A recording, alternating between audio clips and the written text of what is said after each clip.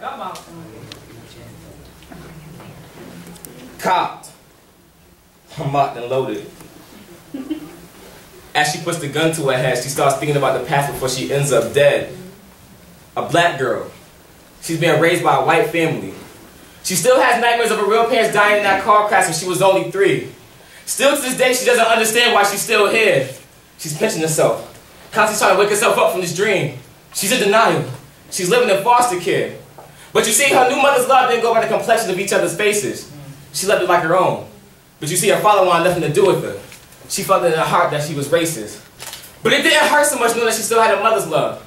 As if those 9 months she was being created was in this woman's stomach she was being carried. Life didn't seem so bad for the girl. It was actually getting better. Until cancer took her mother away as she cried watching her only friend become buried. And then the ground erupted with every one of her fears. So who's she going to? She gonna go to her father? His drunk night beans just added more tears. And so she would cut and cut and cut herself until she finally had the courage to run away. A young teenage girl trying to outrun every one of her demons for 15 years every day. And when she finally felt she escaped, the poor girl let her guard down, not knowing within 5 minutes she would be raped. She thought, as she fought, scratched, and screamed, that even the guardian angel turned his back on her, it seemed. The months are getting later as her stomach's getting bigger and her heart's becoming stronger. She couldn't wait for this baby to be born. She couldn't wait any longer. To give her the life she never had. Raising it by herself, not even knowing the dad.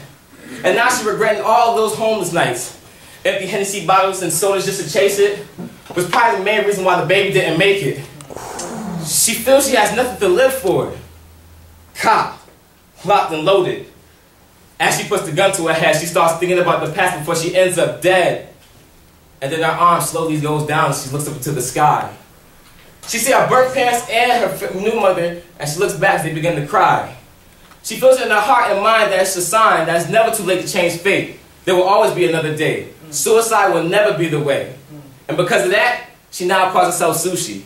And y'all probably wonder, why? Sushi? Yes. She calls herself S.U.S.H.I because she understands she has issues. Woo!